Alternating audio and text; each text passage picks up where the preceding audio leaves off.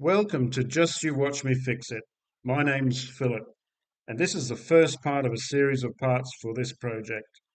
As other parts become available, you'll find them in the playlist called Replacing Our Front Door. Subscribe so you don't miss any parts in this series. As you can see, our front door is very uninviting. First impressions count, whether it is visitors coming to your front door or whether you're selling your home or just making the feeling of coming home more enjoyable. For these reasons, we decided to replace our front door. Work has begun on this project. I have removed the door and this is a photo of it sitting in our shed.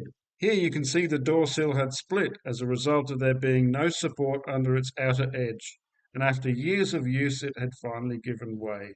It is likely it was a second-hand door when it was fitted in the 80s. I'm not sure, but perhaps the putty around the upper door frame was applied by a man with his eyes shut and only one finger.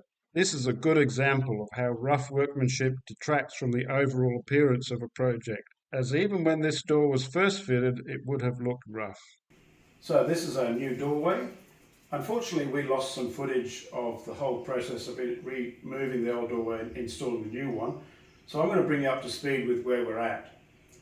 So the old doorway sat higher and was a little bit wider than this doorway. So when it was removed, it left a gap at the top and a gap down the left-hand side. So when I fitted the new door frame, I needed to account and make up the gap down the left-hand side. So how I did that was I removed all the weatherboards, fitted a new weatherboard up the top here, a new weatherboard that closed in the gap, and all down the side here, these weatherboards I shifted across to the right-hand side, closing the gap, which left a little gap along the left-hand side. I fitted a new timber stop at the end here, which was wider than the original one, and that filled in the gap, and so that sits nice and flush against the post there. So that presents nicely now. It looks similar to the other side. The door frame came pre-primed, so I just needed to apply 2 top coats to it. The door was a solid timber door and it was not primed, so I needed to put a primer undercoat on that, and then I followed it up with 2 top coats. But you may notice that it's not quite a solid white colour. Reason for that is I made do with a tinted undercoat instead of getting a white undercoat. Now that's meant that it's bleeding, the grey undercoat is bleeding through still a little bit, so I'm going to need to put another top coat on to cover that up. Here we fitted a new door handle, and I actually reversed the door handle, which was covered in last week's video. So I'll take you inside, and that brings us to the floor here. You'll see there's some nice new tiling here, and what I will cover in an upcoming video is how you prepare the concrete slab for tiling on. And then there'll be another video which will outline clearly how to set out, how to do all your workings out so that you know where to start tiling and so you've got a good professional finish. And then a third video which will cover the actual laying of the tiles so that you can have a finish that you're very proud of. Now that brings us to this front edge of the sill here. The concrete blocks that ran under here beforehand with the old doorway, they were actually all loose, so they had to be removed. And I have footage of that I'm about to share with you now. Okay, to be able to tile in front of the doorway, which is just around here, I've got some concrete blocks that form the step tread at the doorway that I'm going to remove, and then concrete because they are already loose, and so I need a firm substrate to tile onto. So that's what I'm going to do now.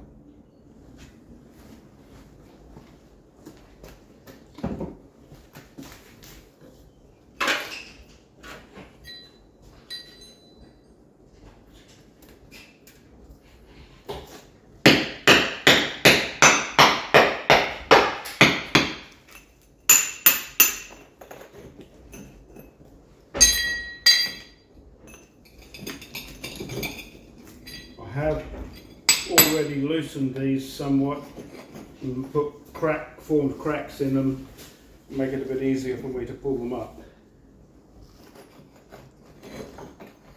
There we go. So they're just shallow concrete blocks that were laid at the time of building the house to form the formwork for the concrete slab to be poured. As I say, I've already loosened these, and then I remembered I needed to video the process. So this one here slides under the left-hand door frame, so I have to just wiggle it out. So this concrete block on the right-hand side, I'm going to have to chisel out. So I'm using a heavy hammer, cold chisel.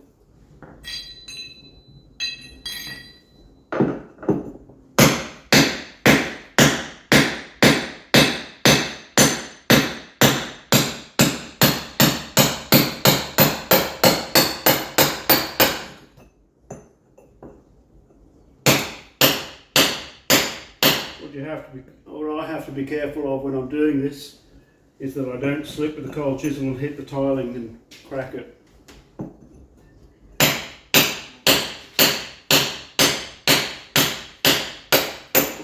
Sometimes you might find it easier to just sharpen your cold chisel, because obviously banging it into stone or concrete bluntens it over time. I'll just show you this.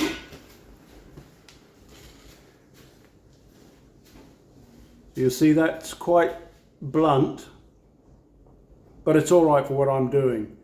But what I'll do before using it on some jobs, I'll just grind off both sides to make it a little bit sharper, and you'll get more effective work out of it.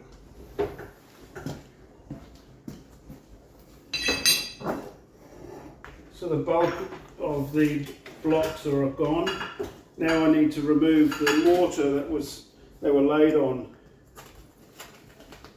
And it appears to me that the mortar, the reason that the blocks were loose, I would suggest, is because the mortar that was used had a clay content in it.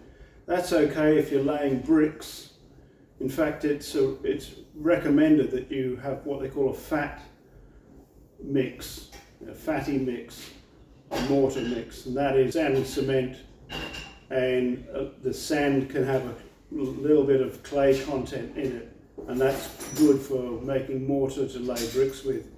But when you're laying cement blocks, you don't have any clay in it, any clay content in the sand. It must be clean, sharp, washed sand, and you instead add some lime, and that'll help bond. When you mix the cement, sand and lime, that'll bond better to the concrete blocks. So to me, this looks like it's what they call fat sand, which is sand with a clay content, and it's been used, and it's not bonded to the bricks very well. So I'm going to loosen all this up. Shouldn't be too hard because it'll be already loose, and that was the reason it cracked. You can see there it's quite soft. I'm going to remove all of this, put a bit of timber along here and pour in some concrete.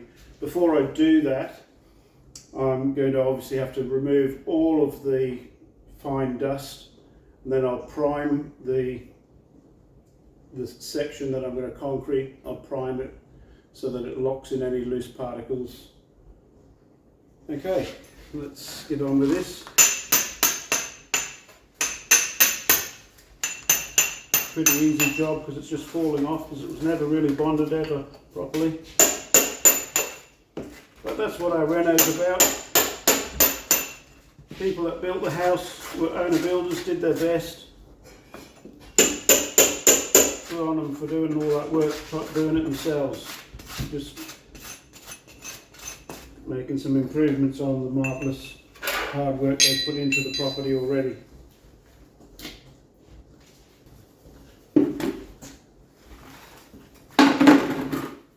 Very sandy. Not much cement and no grip to the slab underneath.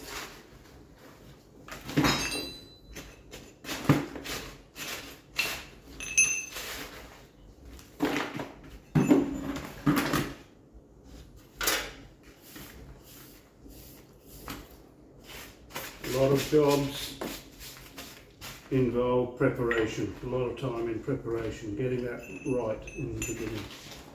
And they put this damp proof course, that wouldn't have helped the bonding at all.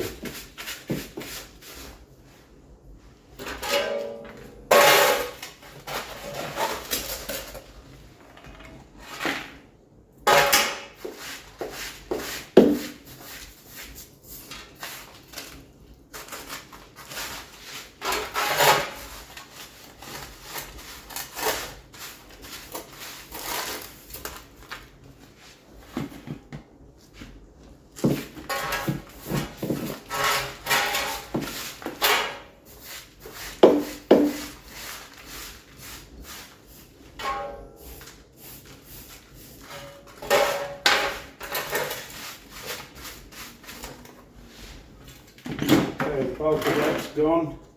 I get my Stanley knife or cutting knife and cut the damp proof course out. This is what they call damp proof course. It's a moisture barrier. Any moisture that gets into the slab, it stops it from travelling up the walls, which is not required in this instance.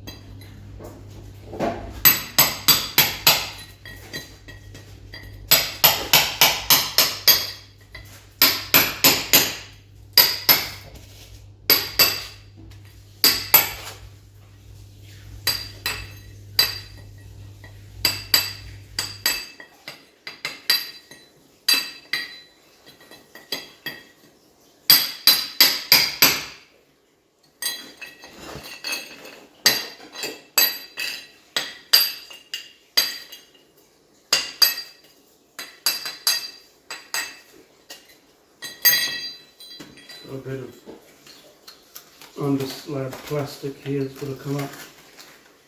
Builder's plastic.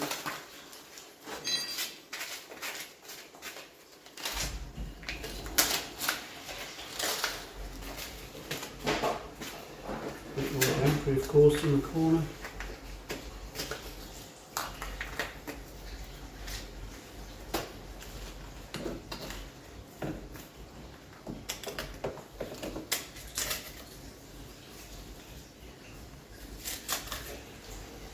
Okay, it's all the plastic out of the way.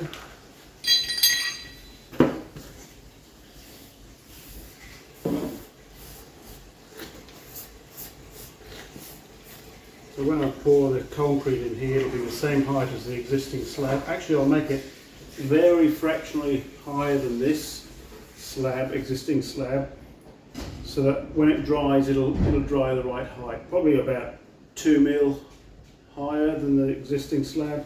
It's not really that important, because I'm going to glue the tiles down and that'll make up for any slight variation in height. Now it's just a matter of getting the bulk of the powdered, the dust and the sand out of here. Bit of a fiddly job.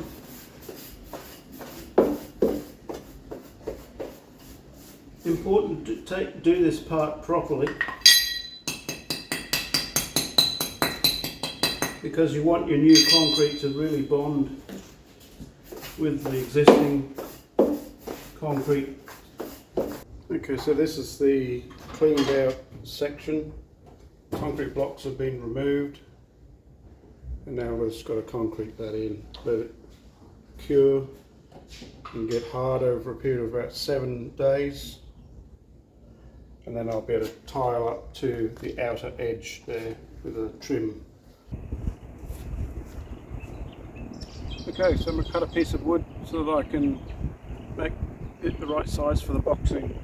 So here I've got the piece of wood at the front door. It's just a little bit high, won't slide underneath, so I need to trim a little bit off. Do that with chisel, both ends, and that'll slide under the door frame, and then it'll bring it up to the edge of the tiles area, and then I'll be able to pour in the concrete there.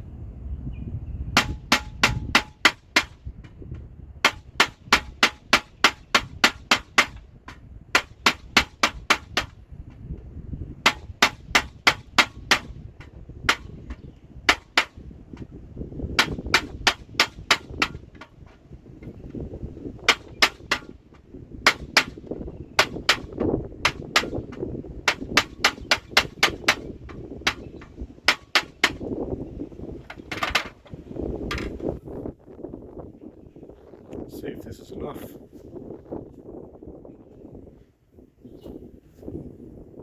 Thinned it down. Just enough, we'll see. Okay, let's just see if the timber fits in now. Yeah, so that fits in nicely. It's going to hold the concrete in there. Be able to fill in that little section, and once it goes hard I'll be able to tile over it. Alright, so I've got my barrow ready, my gravel and sand mix. So I reckon guessing about 2 shovelfuls is all I'll need.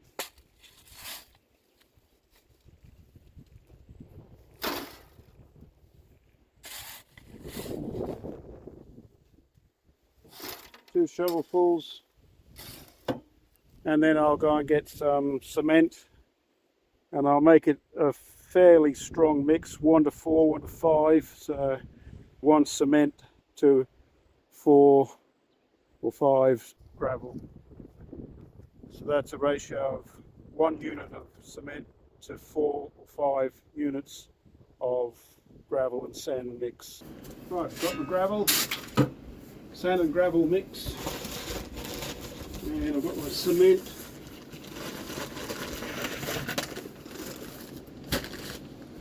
And I want to get 1 to 4.5, 5 ratio.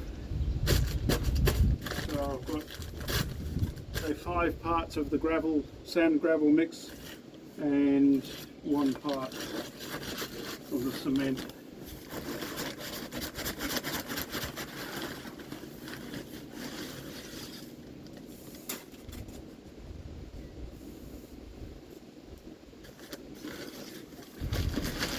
So I'll mix that up now.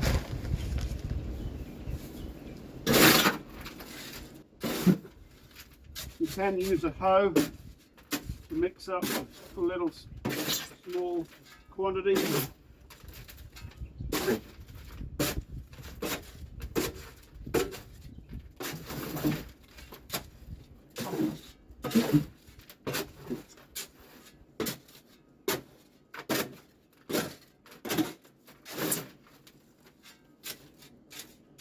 Okay, so that's mixed. I'm going to get a bit of water now. I want to keep this fairly stiff, so I won't put too much in at one time.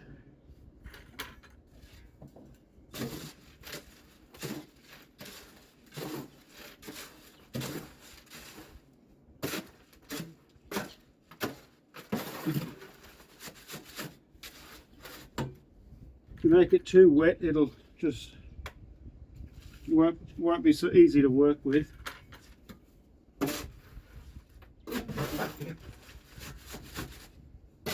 If it's too wet, you lose the strength.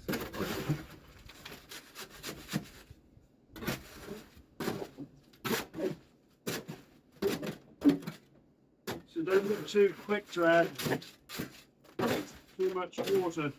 You can always add more. You can't. If you make it too wet, then you've got to go and add more gravel and sand to make it. I think just a tiny bit more.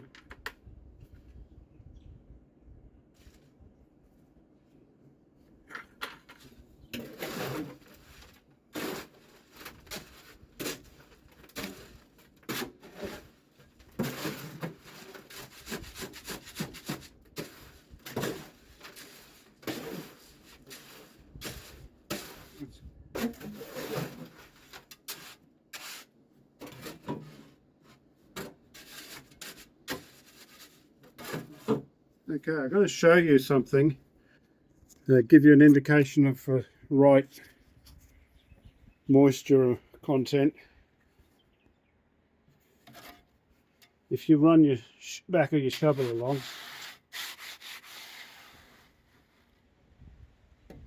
that's what it should look like. Before I concrete, I need to prime the area to ensure the concrete has a good bondable surface to stick to. Here I am painting on a mixture of bondcrete, water and cement.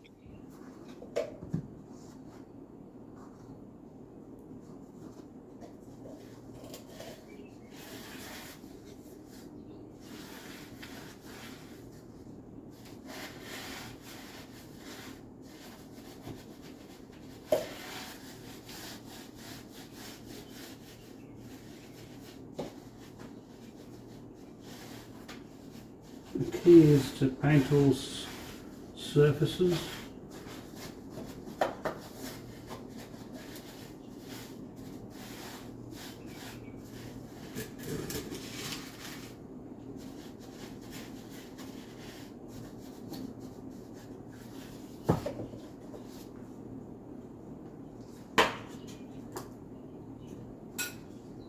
There we go.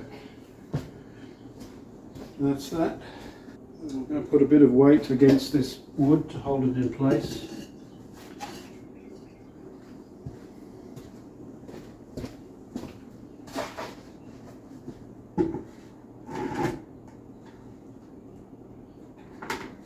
Okay, so now I'll get the concrete in there. It is important to always mix concrete before each use to make sure all the components are evenly distributed, as these will have settled, especially the water.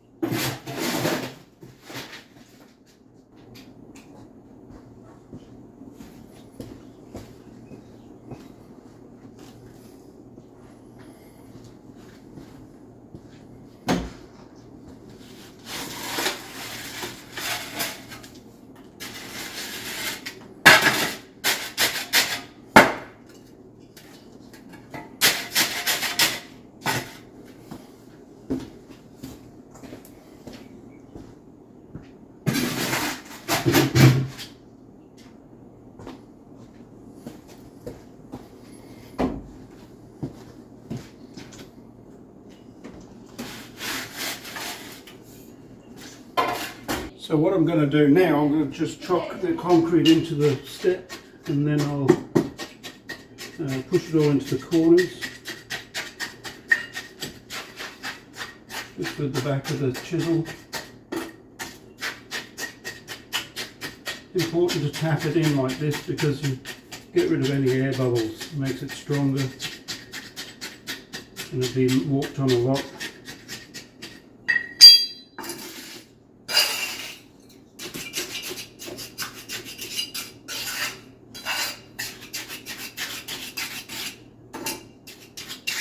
Need a little bit more concrete.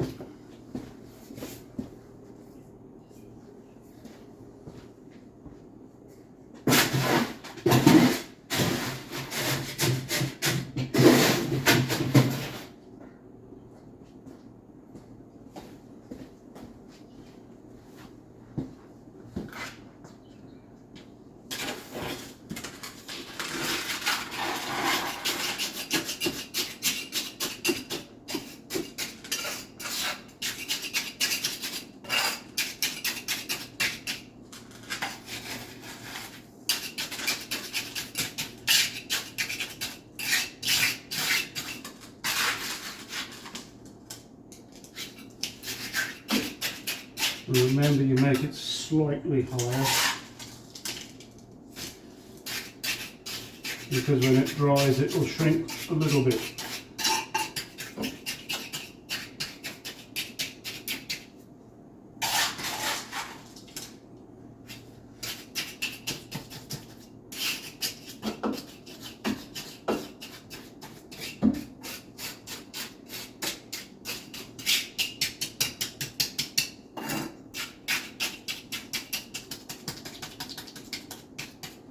And when you think you've got about the right amount in there, then you can tap the sides. That'll help it settle in and help any air bubbles rise to the surface.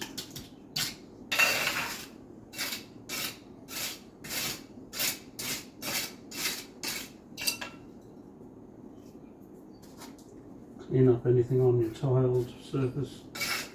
Hard to get off afterwards.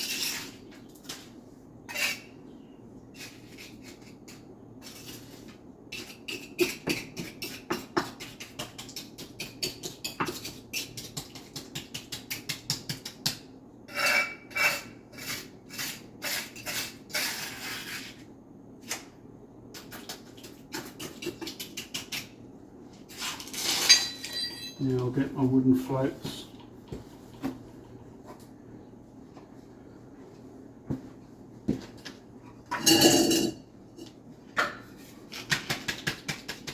Tapping the surface with the float helps to level the concrete as well as brings a fine slurry to the surface to smooth it out.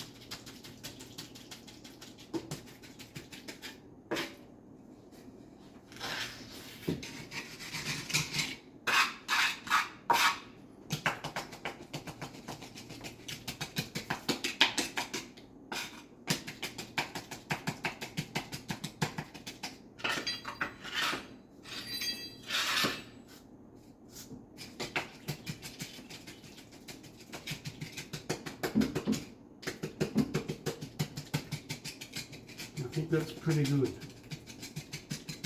What we're looking for.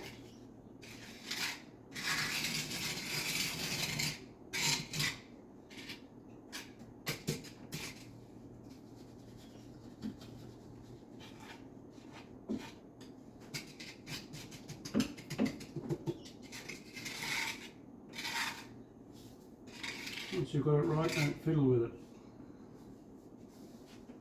Okay, it's done. I'll bring it closer so you can have a closer look.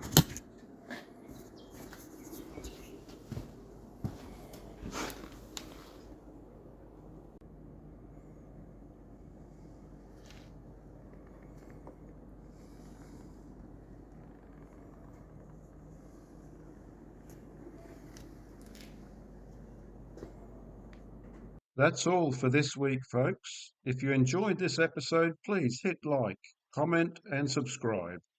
Come on this journey with us. We would love to have you along. See you next week. Bye for now.